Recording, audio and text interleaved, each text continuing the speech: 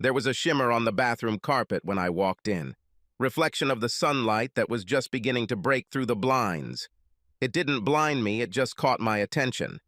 I looked down to see what was there. Since I was barefoot, I didn't want to step on glass or anything.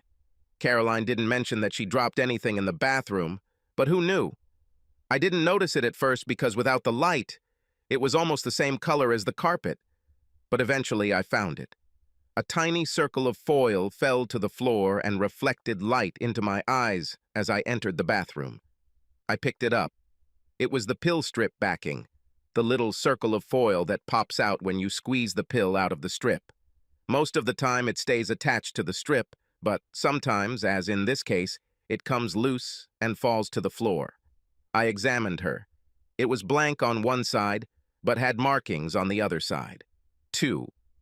Since it was Wednesday, I assumed that meant Tuesday, yesterday's pill. This meant that the pills had to be taken daily. I knew I was taking no medications, I was 35 years old, and I was as healthy as a cucumber, as was my wife, Caroline. We had both recently had our annual physicals and were found to be healthy and fit, so why was there a pill pad in my bathroom? I knew there were several pills to take daily, but one that came to mind was the birth control pill. Caroline hadn't been on the pill, or at least I thought she hadn't, since I had a vasectomy 2 years ago after the birth of our second and last child. She had no problems with cramps or period pain, and was one of those lucky women who had trouble-free periods. So why pills? I have to admit that my first thought was that she might have some illness that she didn't want to tell me about. For a few minutes, my thoughts went to very dark places, but I again remembered the physical examination and how we showed each other the reports. We were both clean. If the little circle of foil was here, then most likely the pills were here too. I closed and locked the door. Caroline was still in bed and began to search. It took me a while to find them, but eventually I found them. They were buried at the bottom of a box of tampons, in a box of aspirin. When I pulled out the strip of pills, I immediately recognized them as the ones she had been taking before I had the surgery, and even before that, between our children when we weren't trying. Why did she start taking the pills again? I had only one answer to this question. She had sex with someone who could get her pregnant. She cheated on me. Caroline and I were together for 9 years. I had just graduated from university and was studying to become an engineer, and she was working as an assistant. We met at a bar, and although we didn't hit it off right away, there was enough interest for her to accept my invitation to dinner. Caroline was tall, only a couple of inches shorter than my 5'10". She was a former athlete and retained an athletic build, a thin figure and small breasts. Her ass, by far my favorite part of her body, was simply amazing. We courted for about a year and then got married when I was 26. Our 2 children were 5 and 2 years old, and I had surgery to prevent any further accidents. 2 was our limit. We had the perfect set. James was born first, and then Sonia. I had an impeccable family, or so I thought. Caroline returned to work, taking maternity leave for each of her children, not wanting to leave the job she loved. We had an au pair who came to look after the children during the day and went home in the evening. She cost almost as much as Caroline made, but Caroline didn't care. She just wanted to leave home and work at a job she loved. I worked with a couple of buddies, creating an engineering firm between us. We were never rich, but we all had a very good time. I cleaned up the bathroom, put her pills back, and decided I needed to think about it. There was no point in confronting her now. I needed a plan. I needed proof. What happens after this? I had no idea. First, you need to collect all the facts, and then see where it leads. I went to work as usual and considered my options. First, I wanted to know who and when, and also for how long. Was it someone at work, God forbid, her boss? Is this the same person she was communicating with before we met? This brings me to my next terrible question. Were these children even mine? All this time, I didn't let my emotions get in the way. I knew this would happen, that I would feel loss, betrayal, pain, and anger. But first, I needed to figure out if it really happened. I was working on the problem, and didn't yet have enough facts to draw any conclusions. I went on the internet. First of all, I needed DNA analysis kits. Testing children would be, child's play. I often put them to bed before Caroline arrived, so this could be done easily. I also ordered surveillance equipment, a couple of small voice recorders that I could hide in her car and bag, and a few tiny cameras that I could hide around the house. I doubted she was doing it there, considering she was rarely in the house when I wasn't there, or at least I didn't think so. I needed access to her phone. I knew about a cloning tool through which I could get a copy of her phone, get all her messages and emails, and even listen to her calls. To do this, I needed to buy another phone. It took several days for everything to be delivered. During this time, I watched her carefully. Caroline didn't do anything unusual. Our sex life was pretty standard, once or twice a week, usually on the weekends when we both stayed up late in bed. I never smelled anything suspicious on her, and she never jumped into the shower as soon as she got home. Nothing changed, so either she didn't have an affair, or she was being extremely discreet, and either she had an affair for so long that it became second nature. The packages arrived on Friday morning. I asked them to be sent to my office so that there would be no questions. I had DNA test kits, voice recorders, several cameras, a cell phone, and a cloning kit. I was ready to go. That day, I left the office early. When I returned home, the au pair was just feeding the children dinner before putting them to bed. I left her to deal with this matter, and I went and hid the cameras. One in the bathroom, one in the living room, and the third in the bedroom, with a good view of the bed. I heard the kids splashing in the bathroom and went to help them get ready for bed. Taking Sonia, I left the au pair with James. Having made a swab from Sonia's cheek, I put it in my pocket. Then I laid her down and read to her until she dozed off. When I checked on James, he was still awake and the au pair was still reading to him. I offered to replace her and let her go home, and she gratefully agreed. It didn't take long for him to take the swab, and in less than 20 minutes, he too was fast asleep. I packaged the swabs along with the swab taken from my cheek and put them in the mailbox. The postman will pick them up in the morning. The service promised results would be available online within 48 business hours. So, that means Wednesday. Caroline arrived home right on time, and we went about our normal business. She told me about her day, and I told her about mine, neither of us listening to the other. We had dinner, and then she went to the shower. Taking this opportunity, I installed voice recorders in her car and bag and cloned her mobile phone. I checked the clone to see if there were any incriminating messages or emails, but there were none. Either she was very careful or she didn't cheat. I couldn't decide. The weekend went by as usual. We had sex both mornings before the kids woke up. It became almost a ritual, almost even a routine. On weekends, she had no calls or messages, and since we spent all our time together, I had no way to check if she was taking the pills, although I checked the strip and the corresponding days disappeared. Since it was just her and me in the house over the weekend, and I didn't take the pills, I fairly concluded that she did. On Monday, I told her that I would be working from home. She went to the office, and I took the opportunity to take out the flash drives from all the cameras and check them. The bathroom camera confirmed that she had, indeed, taken the pills. But the real surprise was on the bedroom camera. On Saturday night, while I was preparing dinner, she took a shower. In the bedroom, I saw her using her phone to text someone. There was nothing on the phone I cloned, so she must have a second phone. It definitely wasn't in her bag, so where was it? I watched what she did with him when she finished writing the message. She walked over to the ventilation duct and, releasing the latch, opened it, hiding the phone inside. I immediately went and checked the air duct and found that the phony was not there. She must hide it there when she is at home, but she takes it with her when she leaves. I needed access to this phone. This was the first concrete evidence that she was up to something, although I still didn't know what it was. There were signs that she was cheating, but it wasn't certain. I watched the footage of her getting dressed that morning and saw her take the phone from the vent unit and put it in her bag before leaving for the day. I needed this phone. In the evening, when she returned home, I watched her carefully. She casually dropped her bag in the hallway and continued her usual evening routine.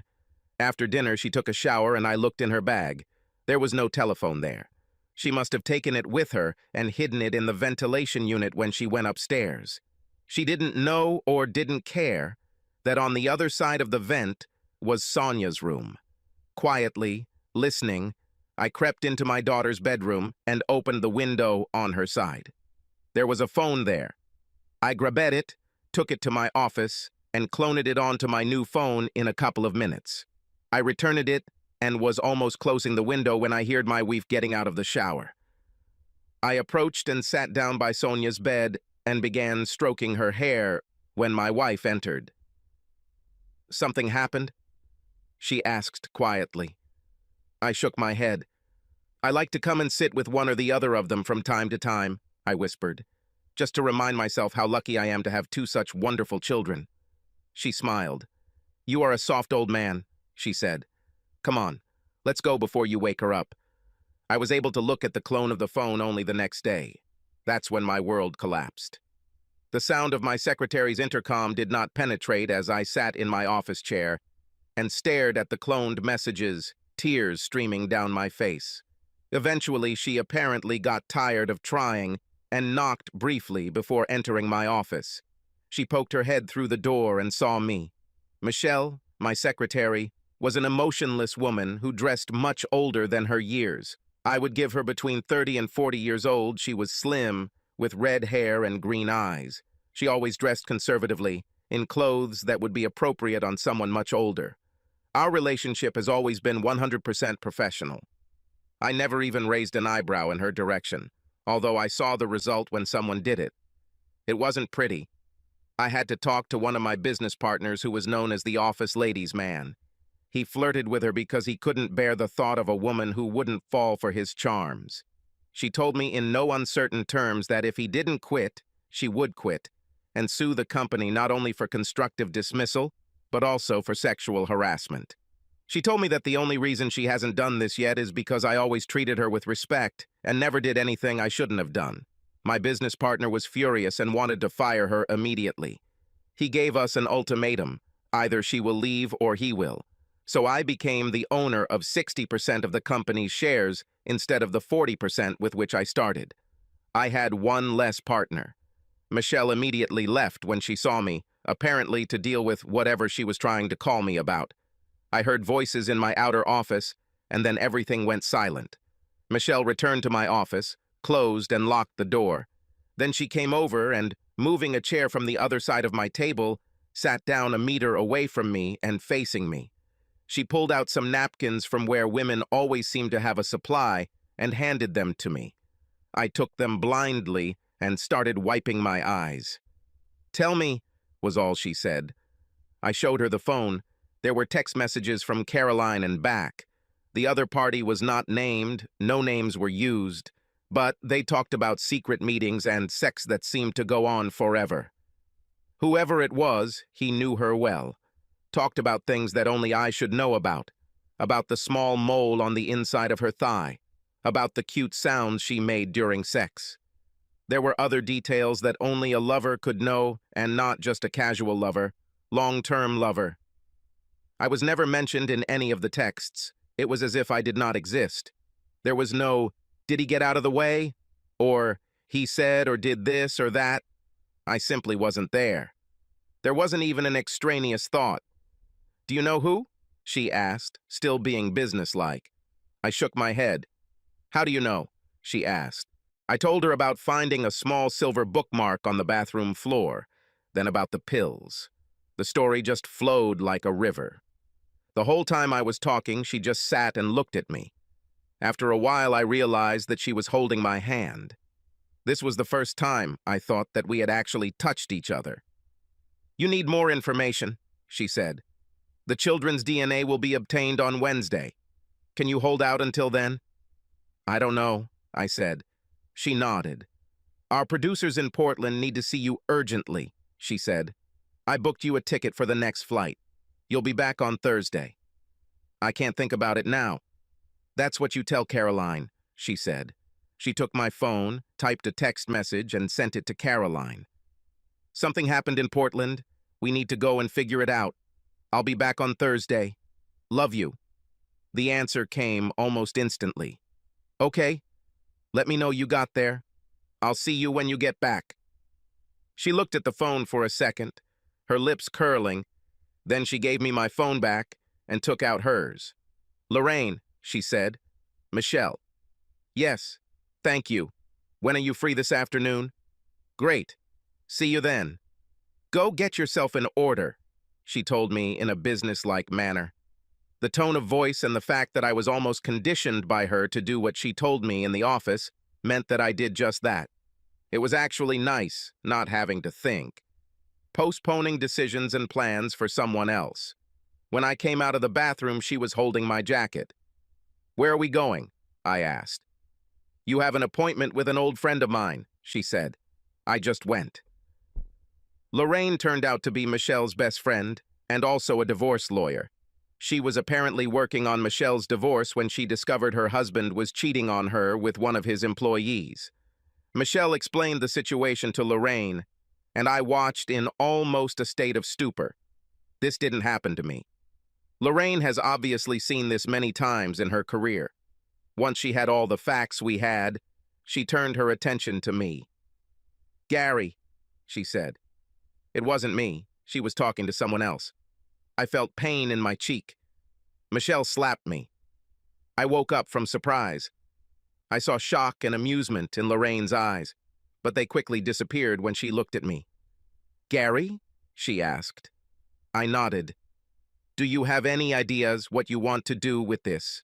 At these words, my engineer brain woke up. Plans were what he was good for. "Kill them both," I said.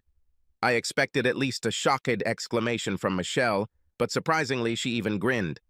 "Okay," said Lorraine. "I understand it. But unfortunately, this is not an option. You see, this is against the law. However, we have several legal options. Let's look at them." "Before I start," she said, "I'm just laying out your options. I am not advocating any of them. This may happen later. The first option is to do nothing. She doesn't know that you know, but as far as I'm concerned, you've had a pretty happy life, and that shouldn't change. Keep up the good work, playing the ignorant game. Secondly, an amicable divorce. File a statement of irreconcilable differences. Divide your company, home, finances. She makes less than you, so you will probably have to pay child support for her for several years, at least for the children until they graduate from high school. Thirdly, act nuclear. Sue for adultery. If the children are not yours, sue for a fake birth certificate. Sue whoever the other party is for alienation of affection. If he is the father, sue him to get back all the money you spent on the kids. If he is a co-worker, sue him for not following the fraternization policy. Nowadays, almost every company has such a policy.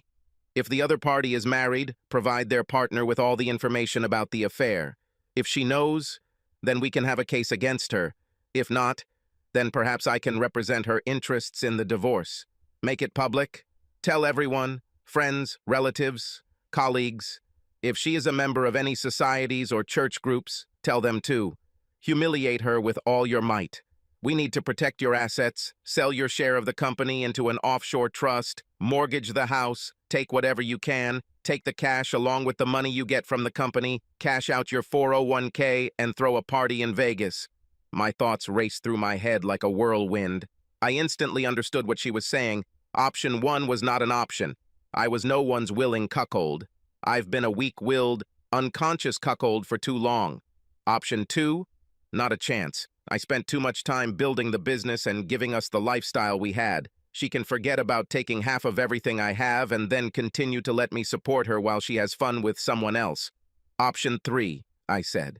Nuclear. Lorraine smiled. Fine. Then I'll start filling out the paperwork. I would suggest starting covert surveillance of your wife and trying to find out who, when, and where. We really need more evidence. Can I keep this phone? You see that it is not doing you any good. I nodded and handed her the phone. Michelle and I left Lorraine's office, and she took me to a small family hotel. She booked a room for me. Go take a shower and order something for your room, she said. She took full responsibility. I'll be back later with some things for you. I acted mechanically. My whole world was falling apart, and I was sitting in a hotel room ordering room service as if I was on a walk. This was the only way I could cope with the stress of what was happening. 9 years on the toilet. What really hurt was that I was completely oblivious to all of this. How did I not notice what she was doing? Who was it? The same boss to whom she returned after each child. She told me that she liked her job and her independence. But was that the real reason, or she just couldn't stand being away from her lover for so long? I looked speculatively at the minibar and was about to give in when Michelle entered the room. "Don't even think about it," she said. "I need you to think and not drown your sorrows. You need to plan, and you can't do that if you look at the world through the bottom of a bottle." "To plan?" I asked gloomily. "I tried. I had a plan, and it was a good plan. I had a loving wife and 2 gorgeous children, and now look where I am. I have a cheater as my wife, and I don't even know if these 2 children are mine. I'm the biggest cuckold in the world. My whole life is falling apart. And you want me to plan it all?" She looked at me for a few moments. I waited for her to say something, maybe sympathize with me, maybe even hug me. Then she looked at her watch. "Okay," she said, all businesslike. "The pity party is over. How many times when we were starting a company did you run into obstacles and your plans fell through? What does this have to do with—" "How many?" she insisted. "I don't know," I said. "A whole bunch. There was a time when the patent office lost a patent application for an inversion filament, and we won the deal against Headingley. There was a time when the bank tried to foreclose on us early because they were under pressure. There was a time—" "Okay," she said. "At what point, in all those times, did you sit down, put your head in your hands, and give up? That was different." "Why?" she asked. "What was different in those days?" "Then I had something to fight for," I said. "I had a family that depended on me. I had—" "Now you have a family," she said, "which also depends on you. And it is much larger than the family you have at home. 141 people and their families are depending on you to handle this. None of your partners are capable of keeping the company afloat. You are all engineers, but of the 3 of you, you are the only businessman. If you lose, the company loses.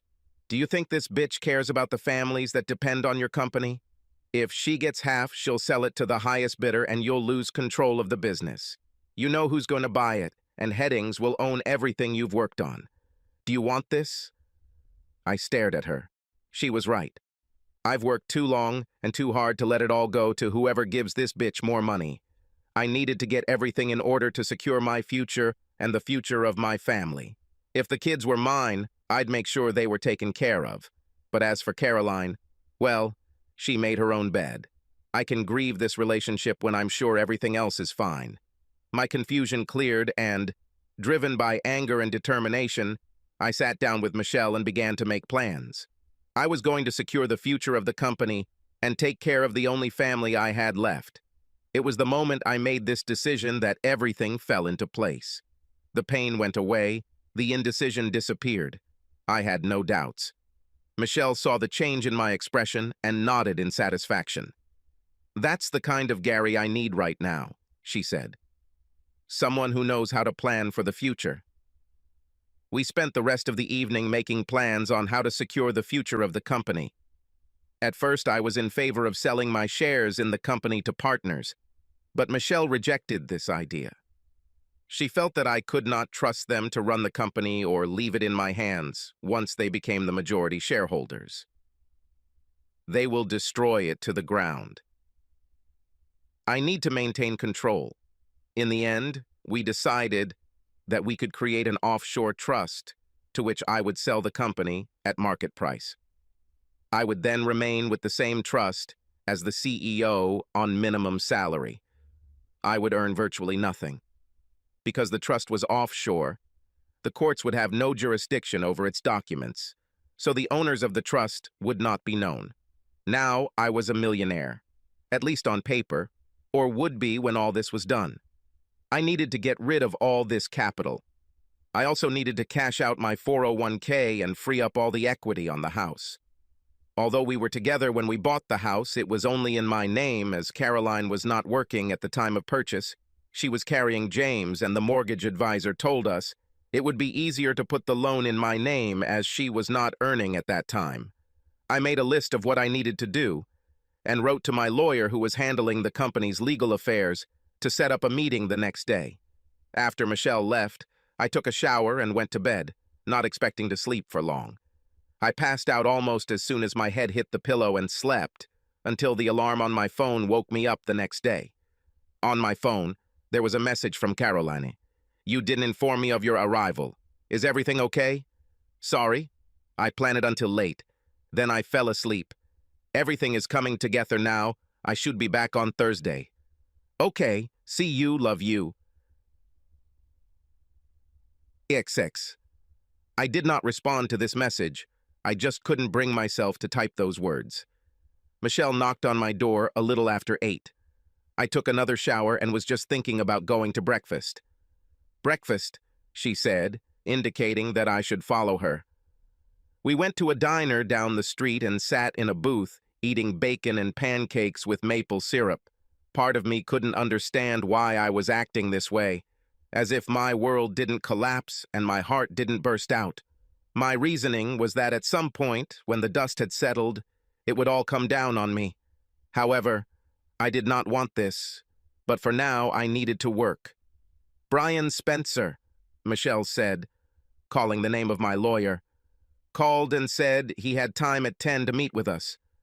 We can go to your bank first and cash out your 401k and also release equity from your house before we go there." "I understand that consolidating my money is worth it," I said, "but there is still a record that I had it all. Can't the court just order me to pay her half?" "Only if you still have them," Michelle grinned. "That's where Vegas comes in. Once you have all this capital, you go and spend a week in Vegas and blow a lot of money, and all this before you file for divorce. That way, when you are judged in court, you will be poor. In debt, actually. The bank will foreclose on your house, and your salary will barely be enough to live on. This is provided that the children are not yours. If they're yours, you'll simply put your entire 401k in trust for them, for their college fund. Caroline won't be able to touch him. Technically, she will earn more than you. She can easily afford the house on her own, and may even end up paying you alimony. When will you get the DNA results?" "The company said the results should appear on the internet sometime today," I said, picking up the phone. I checked the email the company sent me, and there was a link that I clicked on. It started to load, but then I put the phone down. I wasn't sure I was ready to see the results yet. "Can?" Michelle asked, and I pushed the phone towards her. She took it and looked at the screen, scrolling up a few times. I watched her face, looking for clues, trying to guess from her expression what she might say. She looked up from the phone. "The results are not ready yet," she said. "According to the tracking data, they should be received within the next 12 hours. I let out a breath I didn't even know I had. "Let's go," she said, getting up. "The bank should already be open." Freeing up equity in the house and cashing out my 401k took surprisingly little time. I closed all of our savings accounts, including our children's college funds, and transferred the money to an account I opened in my name. The only account I left alone was the joint account we use daily. In any case, there was less than $10,000 in this account. My lawyer stuck a huge paddle into our plans, but if it can be done in a good way, he did it. "You are forgetting one thing," he said when we outlined our plan to him. "You have a marriage contract." "I have?" I was surprised. I had no idea. "That was a condition of the partnership agreement when you started working," he reminded me. All partners were required to enter into a prenuptial agreement that would protect the company in the event of a breakup. It only applies to the company, but it does not have any rights over the assets of the company. For divorce purposes, you are an employee of the company, and therefore, at best, it can claim your salary and 401k. That's all. "What I would suggest," he said, "and I don't mean to say anything bad about your divorce lawyer's plan, is to use all the equity you have freed up from the house and 401k and invest in the company." Buy out one of your partners. I know that Robert hinted at a desire to make money. You don't have enough funds for this, but you could take out a loan from the company pension fund to make up the difference. Payments will be made from your salary, which means your income will be much less when you are assessed for assets. And since everything else will be tied to the company, it is sacrosanct. Your credit rating will take a hit when the bank forecloses on your house and you'll lose half of everything you have left in the bank. But other than that, she won't get anything. We can make your salary less than hers, so she may even end up paying you child support. What can I live on? I asked. If my entire salary is tied to loan payments, I will still need somewhere to live and eat. Not to mention that I have 2 more children. And I paused. At least I think. Let's wait with the children, he said. Have you already decided what to do if they are not yours? Will you still be involved in their lives? I don't know, I said. It's too terrible a thought to think about. I'll have to wait until I know for sure before making such decisions. Don't forget about the other parts of your plans. Regarding the other lawyers, he reminded me. I'm willing to bet you get enough money from the lawsuit against her company to pay off the loan and get back to getting a full salary when this is all over. Not to mention demanding back the expenses from the father of the children if it turns out that they are not yours. Since this will occur after the divorce, it will not be considered part of the settlement agreement. Could you contact Robert on my behalf and see if he is interested in selling? I'm not sure I'm capable of that right now. He nodded. I'll call him and then let you know. We shook hands and left his office. I felt relieved as we left the building. Plans began to come together, which always gave me a feeling of deep satisfaction. Then I remembered why we made these plans. My relief disappeared, and I felt an emptiness in my chest. We were sitting in a diner having lunch when I dared to look at my phone again. Once again, I couldn't bring myself to do more than click on the link in the email before handing over the phone to Michelle, and again, I watched her face, waiting for the reaction that would tell me whether I had become a father or not. I'm so sorry, Gary, she said softly. This was the most unbusinesslike answer I have ever heard. She handed me the phone, and I read the results myself. Neither child was biologically mine. Although they had the same father, it just wasn't me. The double whammy of losing both my children was replaced by the rage I felt at the betrayal. Not only did she pass these 2 children off as mine, but she also convinced me to have a vasectomy, which meant I could no longer have children of my own. Gary, Michelle snapped, bringing me back to myself. Now is not the time or place. Keep calm. We will get through this, I promise.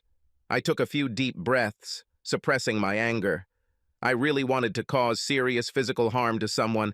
I even thought about hiring a hitman to kill the bastard who fathered the children who were supposed to be mine. Michelle pulled herself together again and led me out of the diner. Lorraine called, she said. She wants to see you. And we headed to Lorraine's office. Lorraine looked gloomy when we entered her office. I have a preliminary report from a private investigator, she said. Obviously, Caroline wasted no time. Last night a man came to your house and stayed the night. We couldn't look inside. I have cameras installed in the house, I said. I can go swap the flash drives and we can see what happened. Okay, she said. Go ahead and do it now, and then we can make a plan. I'm guessing the information on these flash drives will be important. There will be an au pair there, I said. I can't go back. It is believed that I will be out of town on business. Lorraine checked her phone. The au pair is at the play center with Sophie and James, she said. I'll keep an eye on her and let you know if she comes out. My house was about 30 minutes from Lorraine's office, and Michelle was driving fast. We got there without incident, and I changed the flash drives. He quickly examined the house, but did not see anything untoward. We then returned to Lorraine's office. We checked the flash drives. I decided not to look at the one in the bedroom. I didn't need to see what was happening there. It was clear that we were talking about a man as soon as he walked through the door. As I suspected, it was her boss, the man she worked for the entire time we were together, Bill Wainwright.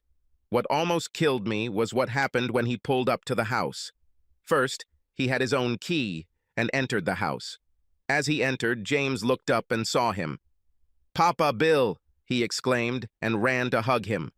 This freed my hands. I broke down and started crying. I couldn't watch anymore. Lorraine watched as I broke down. Michelle, for the first time ever, hugged me and held me while I cried.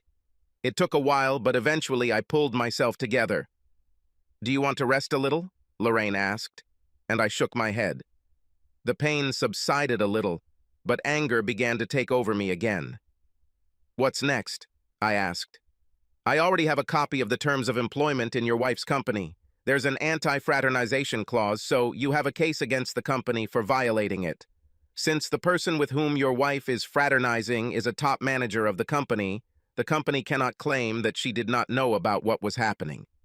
We explained to Lorraine what my company's lawyer had told me and his advice. She burst into a huge smile. She picked up the phone and called him, asking for copies of the prenuptial agreement, and he emailed them to her. "This is just perfect," she said, reading the marriage contract. "Throw away everything I said before. Your boyfriend's plan is absolutely correct. If your partner wants to get rid of the company, buy him out. Put everything you have into a company, and it will immediately put it out of reach. We can sue her company for failure to comply with a court order, him for alienation of affection, her for making a false statement on her birth certificate, and both of them for money spent on the children so far. The deduction for medical bills for childbirth alone is a significant amount. It all depends on whether Robert wants to sell," I said. "I guess we'll have to wait until he comes with an answer." Michelle drove me back to the hotel, and I went up to my room. I was just about to sit on the bed when there was a knock on the door. I opened it and saw that she was standing in the corridor. "Let's go," she said. "You can't stay here." "What?" I asked. "Why?" "Because you can't be alone," she said. "You will only brood or attack the minibar. I want you where I can look after you." While she was talking, she collected my few belongings. She took me by the hand and led me out of the room, then examined me and led me to her car. "Where are we going?" I asked, finding that I didn't care. "To my house," she said. "I have a spare room that you can use." "But," I began. She turned her head and looked at me. I fell silent. I had never been to Michelle's house and was surprised to see that it was almost the same size as mine. Our house had 2 floors, while hers had only 1 floor. She led me into a room with a bathroom. "Take a shower and change," she ordered. "Dinner in 30 minutes. We ate dinner in silence. I suppose it was delicious, but I didn't taste it. My mind was occupied with a whirlpool of thoughts that could not calm down. I was furious, but I couldn't find the strength to express it. I was devastated, but couldn't find the strength to worry. All I had enough energy for now was to implement my plans. I was on autopilot, my destination was set. I was just wondering what to do after eating when the phone rang. I winced and hoped it wasn't Caroline. It wasn't Caroline. "Hello, Robert," I said languidly. "Why?" That's all he asked. "Robert and I have been friends since university. We studied together, and it was the project we worked on together that gave us the basis for starting a business. At first I got most of the company because I had more capital to invest than he did. Caroline is cheating on me," I said, my voice wooden. "All this time." "All this time?" he said incredulously. "Do you mean none of the children are mine?" I told him. There was silence on the other end of the phone. "So you want to tie all your assets to the company and hide behind a prenuptial agreement?" he asked. Either Brian Spencer, our lawyer, explained everything, or he understood the partnership agreement much better than I did. "I want to keep 5%, he said, "and stay with the company as a consulting engineer. I will discuss the details with HR. The rest is yours." "Okay," I said. "I'll ask Brian to prepare the documents." "Gary," he said after a moment, "I'm really sorry. I know it doesn't feel that way to you now, but it will get easier later. I promise. I've been almost where you are now, and it's really getting easier." Only then did I remember that he got divorced about 4 years ago. I didn't know the details because even though we were friends, he was a very private person. I just knew it wasn't very nice. So he remembered the marriage contract. He used it himself. The next morning, Michelle woke me up with a cup of coffee. "Let's go," she said. We still have a lot to do. The first thing we did was go to Brian Spencer, the company's lawyer. He had already prepared all the documents for my buyout of Robert, and we completed the entire transaction in less than 30 minutes. I gave him everything I took from my home, my savings, and my 401k. I also had to take out a loan against the company pension plan for the remaining amount. Now, at least on paper, I was about $1 million in debt. My salary was almost halved because the benefits were taken out before taxes. Then we went to Lorraine's. I showed her all the documents for the deal, and she was delighted. "This is perfect," she said. "I'll draw up the documents today, and we can submit them on Monday if you want. We will serve it to him, her, and company at the same time. Where do you want her to be served?" "Where it will cause her maximum embarrassment," I said. "If you could do it through a billboard at the Super Bowl, I'd gladly pay for it." Lorraine laughed. "We'll serve her in the office," she said. "On Monday at 10 in the morning, provided that the papers go through the court before that time. If I send them today, I should have them tomorrow afternoon." I nodded. "So what now?" And I looked at Michelle. She ran things. "Now," she said, "we have 2 more stops before you go back to the office and pretend you just got back from fighting a fire in Portland. Do you think you can hold out at home until Monday?" "I think I'll have to," I said. "No need to guess," she said. "Tell me what is needed to help you hold out until this time." "I don't know," I said. "Any good news?" She smiled at me. "Then let's go," she said. To my surprise, we stopped at the medical center, where I had all my checkups and where I had the procedure. That meant I would never be a father from now on. "What are we doing here?" I asked. "Did you want good news?" she said. "Let's go." I followed her into the clinic and stood aside while she walked to the reception desk. The administrator nodded and motioned for us to sit down. We sat down. Less than 2 minutes later, my doctor came out and invited me into the consultation room. I looked at Michelle, who made no move to follow me. "Please?" I said, and she nodded and followed me. Dr. Harrington made no comment about my secretary's involvement in my consultation. He knew who she was, and that she was not my wife, since he was both my doctor and Caroline's doctor. Why I asked my secretary to come with me was my business, not his. "Gary," he said, "I understand that you wanted to ask about vasectomy reversal." My eyes widened. Is this even possible? I looked at Michelle.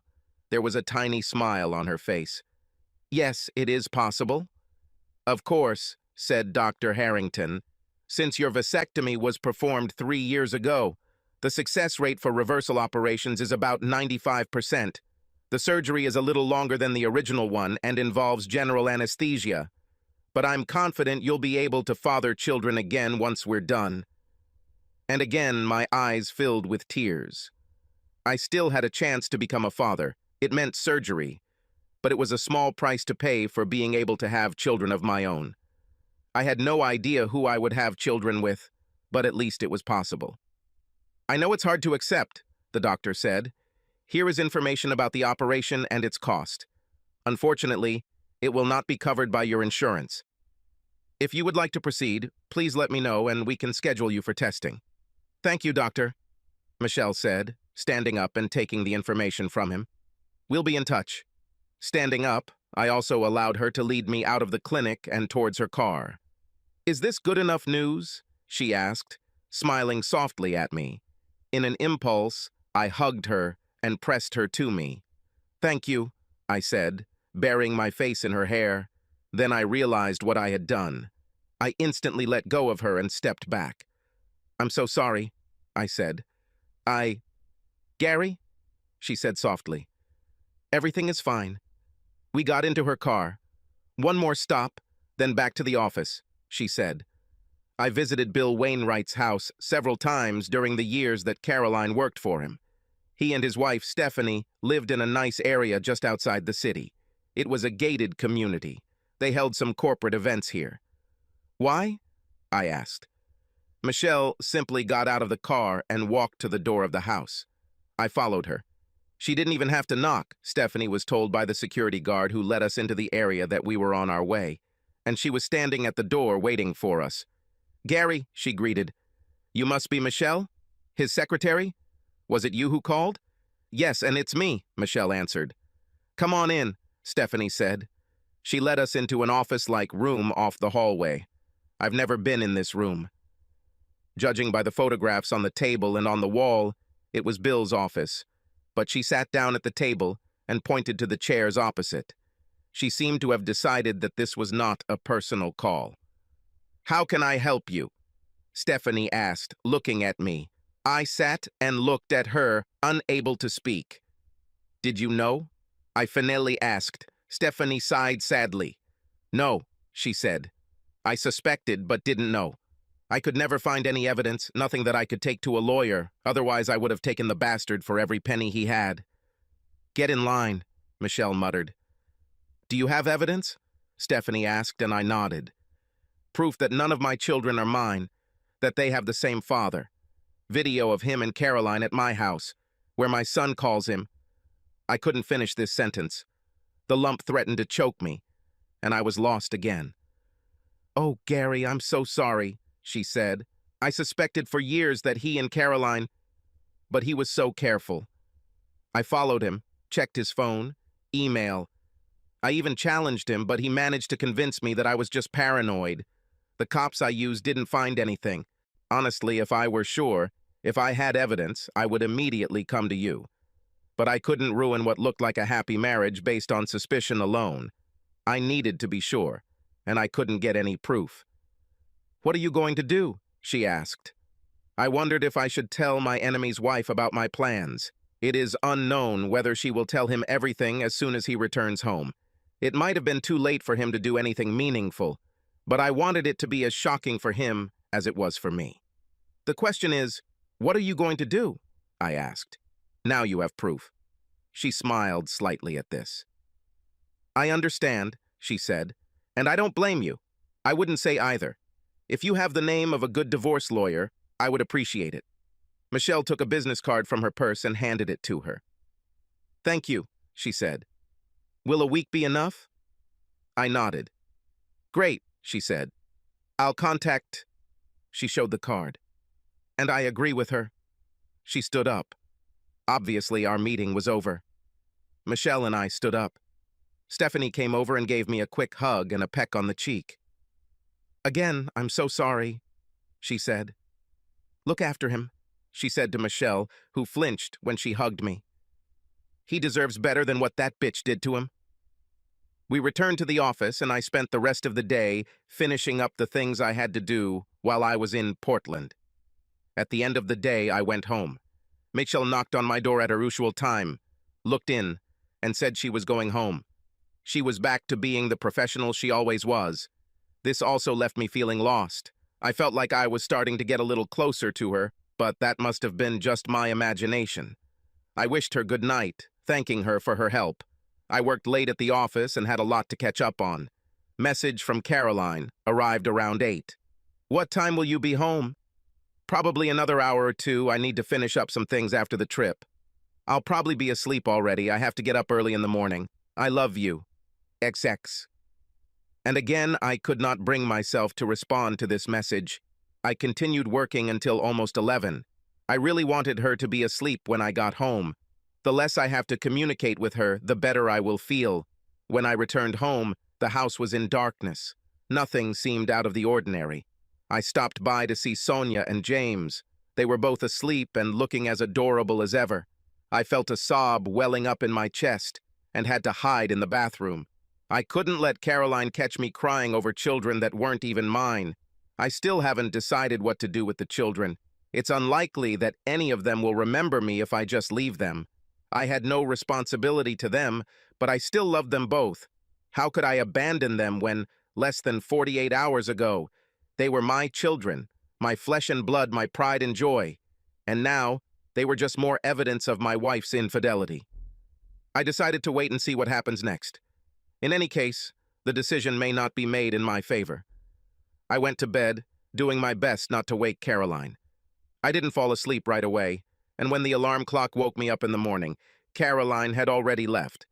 When I entered, the housekeeper was in the kitchen feeding the children. I looked at her. She should have known. It's impossible that she doesn't know this. Was she really still looking at me and laughing at the stupid lout who couldn't even satisfy his wife? Did she know that the children weren't even mine? Did she take the children to say goodnight to Papa Bill, as she so often did to me? My mind was wandering, and I was imagining her and Carolina having a dirty threesome with Bill Wainwright while the kids cried in the next room.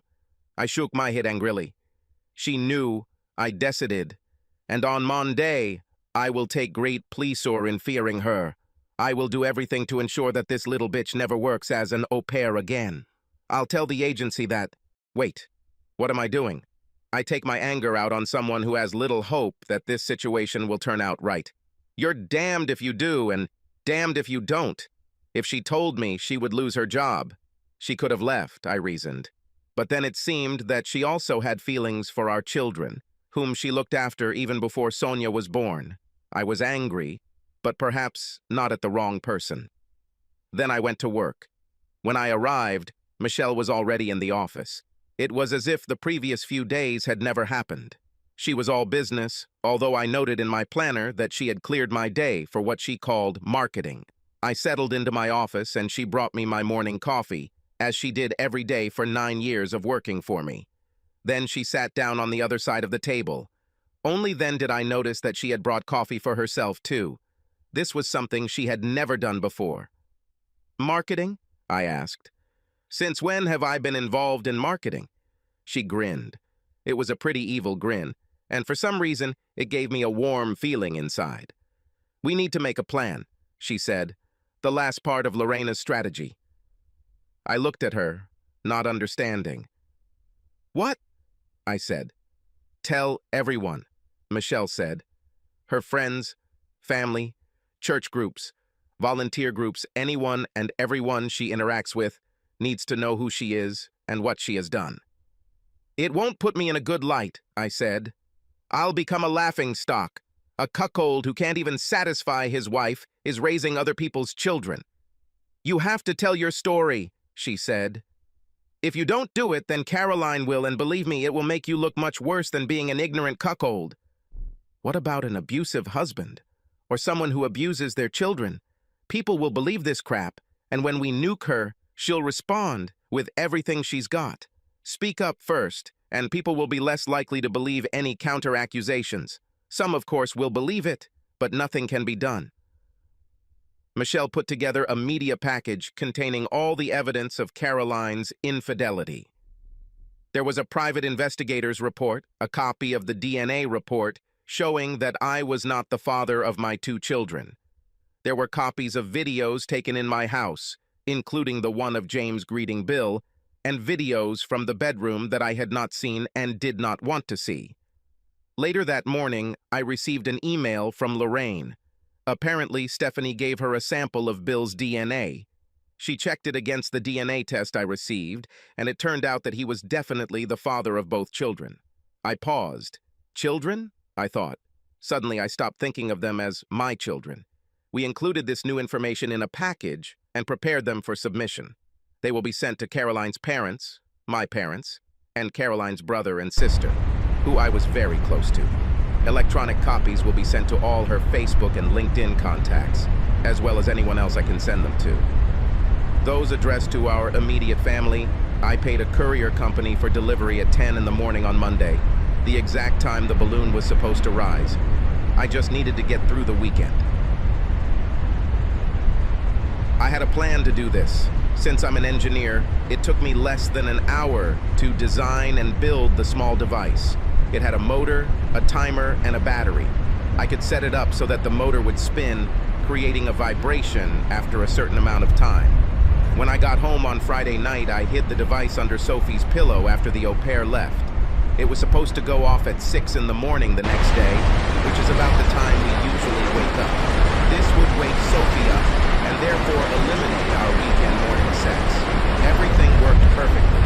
I was woken up by Sophie coming into our room and climbing into bed with us. As a result, no sex. I smiled to myself. I managed to keep myself busy for the entire Saturday. doing all the things Caroline had asked me to do for months. When she commented on this, I simply said that it was high time they were done, since she was pestering me for so long. On Saturday night, when unexpectedly Caroline tried to provoke me into sex, I pretended to be asleep when she came out of the bathroom. And on Sunday, her daughter came back to her room, having been awakened from sleep by my device. On Sunday, we decided to go for a walk with the children and spent the whole day at the zoo. There were several times throughout the day when I looked at Caroline, the woman I loved, the woman I thought loved me, and the 2 children I cared for, thinking they were mine, and I almost broke. I bit the inside of my cheek until it bled, trying to contain my emotions. But I made it through the weekend. On Monday, I was excited. I told Caroline that I would work from home. I wanted to talk to the au pair. Caroline left for work at her usual time, poking her head into my office to tell me she was leaving. I pretended to be engrossed in email and just grunted in response. You could hear her car leaving the garage and the door closing. I looked at the clock, 8:15. The au pair knocked on my office door.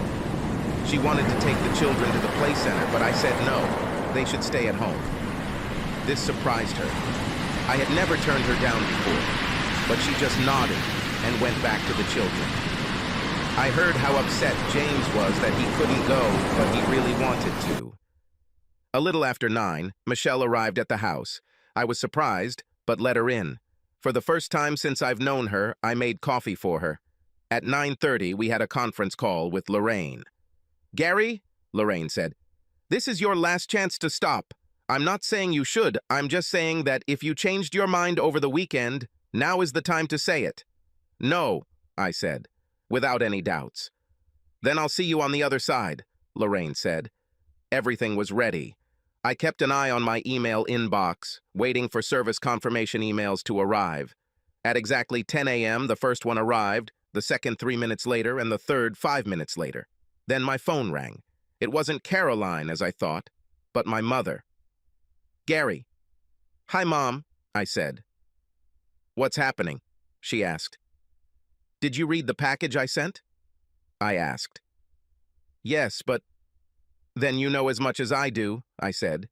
"Caroline has been cheating on me, probably my entire married life with her boss.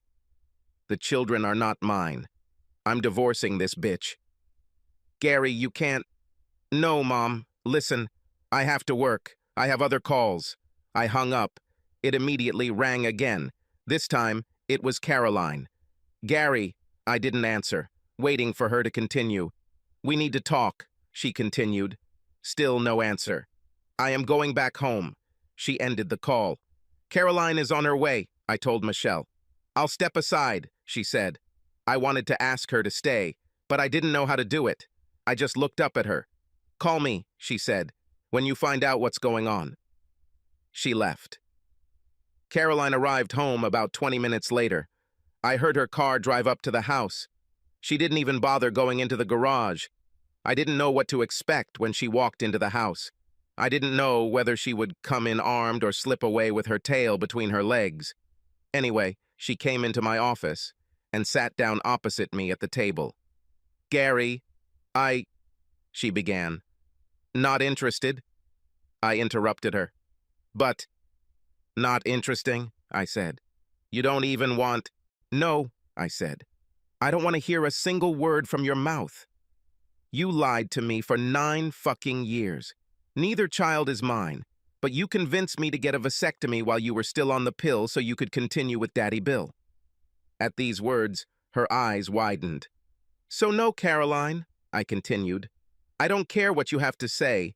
My lawyer card is in the package you received when you were served. If you have something you think I should know, talk to her." "What about the children?" she asked. "What children?" I answered. "I don't have children, and if it were up to you, I would never have them. I would ask why you did this to me, but I don't want to hear another lie. I'm not interested in your excuses, justifications, or reasons. I want this to end so I can pick up what's left of my life and move on." I called the au pair into the room. She could hear me because my office door was open, and she was only in the next room. "You're fired," I said, "immediately. Leave immediately." "What?" she said. "Why?" Because you covered for her, I said, pointing at Caroline. You knew she was having sex with her boss, and I don't know if you knew the kids belonged to him and not me, but you definitely knew what was going on. I have video evidence of you talking to Bill about children. Get out. Gary, Caroline said, you can't fire her. I pay her salary. The au pair looked at Caroline with a look of gratitude in her eyes. Okay, I said. I have already contacted the agency and informed them that you were complicit in an extramarital affair and agreed not to take any action against their company if they remove you from their register. So if Caroline wants to keep you, she will not only have to pay you, but also take care of all the other things like taxes, vacation, pension, sickness, not to mention insurance. The au pair's face lost color. Not only did she lose her job, but she was removed from the agency's books. This would make it almost impossible for her to find other domestic work. The agencies talked to each other. Now get out, I said, and she ran away. Did you have to do this? Caroline said. She shouldn't have. You started talking again, I said. I told you I don't want to hear it. What I want is for you to get your things, get your kids, and get out of my house. This is my home too, she said. According to the documents, no, I said. It is registered in my only name. So until the courts rule otherwise, get the hell out. She jumped slightly when I shouted. James entered the room. Mommy, he said. Sonia fell.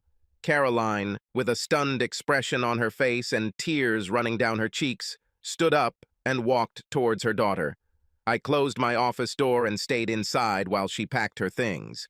A few minutes later, she returned, holding Sonia in her arms. Are you going to say goodbye to Sonia? Not this, I said. She is not my daughter and he is not my son. Take them to Papa Bill and let him take care of his children. They have nothing to do with me. Gary, Get out. She heard the front door close and a few minutes later, her car started up. She is gone. I released the breath I had been holding for what seemed like an eternity and crashed to pieces. I didn't hear the door open and I jumped when a pair of arms wrapped around me and I fell with my head in my hands. I looked up and saw Michelle holding me.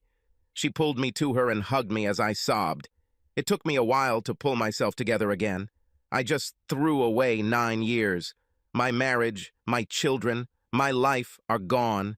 I really didn't want to look at the world anymore. Michelle took matters into her own hands again. Let's go, she said. Lorraine said it would take Caroline about 4 hours to get an emergency warrant to occupy the house. Because she has children and this is a matrimonial home, she will be back. Do you really want to please her by throwing you out of your own home? We collected some of my clothes and all the important documents. I had to figure out where to stay, but I loaded my car in Michelle's car with my things and left. We first went to the office where I was serviced later that day. Lorraine called me to wait for the presentation. There was not only an order to occupy the house, but also a restraining order, meaning that I was forbidden to come within 100 meters of the house. If I want to pick up anything, I will have to make an appointment and be accompanied by Caroline's attorney at my expense. Not understanding what was happening, I discovered that I had moved into Michelle's spare room. All my clothes were in the closet, and all my papers are now neatly stacked in the office cabinets. A week has passed since Caroline filed. I would work and then go back with Michelle to her house to eat and then sleep. In the morning, she brought me coffee, cooked breakfast, and then we went to the office together. It seemed like nothing had changed between us. She was still all business, and other than a hug when I broke down at home on the first day, I never smiled at her. However, I had nothing to smile about anyway. On Monday morning, we had an appointment with the lawyers for the company that Caroline and Bill worked for. I didn't know the details, but apparently we filed a claim for an amount that the company couldn't afford. They had insurance, but the maximum amount was $1 million, and we were filing a claim for much more than that. Their lawyers were businesslike. Lorraine, my lawyer, grinned like a Cheshire cat. What needs to be done? Their lawyer asked. For you to agree to this? Immediate and permanent dismissal with loss of pension of the senior member, Lorraine replied, and also an obligation to keep Caroline on staff for at least 3 years and $1.5 million. I wasn't really listening as they exchanged words. In the end, they agreed to all of the above, but I would only get $750,000. This would at least pay off some of the debt I had to the company pension fund. All this will be paid after the divorce is finalized, said Lorraine. They nodded. They understood. Lorraine stayed with us at the next meeting. It was a meeting with Bill Wainwright's lawyers. I left their office $500,000 richer. Now I had enough money to completely repay the pension fund loan, and at the same time, I still had a small amount left on hand. Or I would have done so after the divorce. My last meeting of the day was with Carolina's lawyers. Carolina was in the office with them, but didn't look at me when I entered. Michele was with me, as was Lorena. This accounting in the divorce petition is simply ridiculous, Carolina's lawyer began. Your client is the main shareholder and CEO of a company whose value, according to recent estimates, is about $20 million. Not to mention the assets in the house, savings, and 401k. I suggest... Let me stop you there, Lorraine said, taking a sheaf of papers from her briefcase. According to the prenuptial agreement signed by all parties, the company is not subject to divorce. My client recently made a significant additional investment in a company that took most of his savings, his entire 401k, and his home equity loan. He also had to take out a loan from the company's pension fund. One of the partners wanted to get rid of the company, and it was important that the shares did not fall into the hands of a competitor who had been trying to take over the business for several years. Because the pension fund loan means he is now on a reduced salary. He is now being paid less than your client, and I will be asking the court to enter into some kind of maintenance agreement so that he can tide him over while he finds himself. What about the children? Asked her lawyer. There is DNA evidence that these children are not his, Lorraine said, that she deliberately falsified birth records to list my client as the father with the intent to defraud. In addition, and this is a separate issue, we are seeking to recover damages for serious assault when she knowingly persuaded him to undergo surgical sterilization, which he agreed to under the belief that he was the father of the children. The alternative is for your client to sign the divorce as is, pack up her belongings, and leave the marital home in his hands. She will receive half of the joint account, the balance of which at this time is $9,443.15. The lawyer looked at the papers, at the marriage contract, and then at Carolini. For the first time, she looked at me. Gary, please, she said. 9 years, I said. 9 fucking years. You lied to me for 9 years, day after day. You have nothing to tell me that I want to hear. Caroline looked at her lawyer and nodded. She signed the papers. I wasn't there when she left the house. I just received a letter from her lawyers saying the restraining order has been lifted and the house is now mine. I can return to the house any time. I thought about it but decided against it. Instead, I put the house on the market. It didn't quite match the amount I owed the bank, but I made up the difference and the bank walked away happy. 2 months passed and I was still living in Michelle's spare room. After our divorce, Caroline moved in with her parents. Despite all the evidence I provided, they were firmly on her side and would not talk to me. For me, it was not a loss. For some reason, Stephanie did not divorce Bill as she promised. I didn't know why, and I didn't want to find out. Because he lost his corporate job and pension, they had to sell their house in the gated community and move into a small apartment. Bill still had connections and skills in the market, so he was able to find a reasonable job and earn a living, although not as much as before. I don't know if she and Caroline met. I haven't seen her since that day at her lawyer's office and had no interest in doing so. I was sitting at my desk at work when Michelle knocked and entered the room without waiting for an answer. Bill Wainwright is dead, she said without preamble. What? I asked it. How? Apparently, Stephanie caught him with Carolina again, she said. She shot him. I leaned back in my chair, a huge grin on my face. I tried to remove it, but couldn't. Nothing could have happened to a nicer guy, I finally said. Michelle laughed. I'm angry? I asked her. Because I'm happy about this? Not at all, Michelle said. This bastard got what he deserved. By the way, this just arrived. She placed an official envelope on my desk. I looked at him in awe. We both knew what was there. I took it and opened it. "That's all," I said. "I'm finally a free man." "Finally," Michelle said. Then she did what I least expected. She kissed me. It was not a peck on the cheek or even on the lips. It was a full-fledged kiss with tongue, lips, and curling fingers. When she finally released me, I sat back in my chair, gasping, startled, and tense as the mainmast of a T-clipper. She giggled, looking down and seeing my obvious excitement. "For 9 years," she said, "I took care of you. You are the most perfect man I have ever met. You never even looked at me the wrong way, checked my legs or butt, or groped me, and I loved you for it. I've been waiting for you for 9 years, and now you are free. I know that you have always respected me, and this is also a kind of love.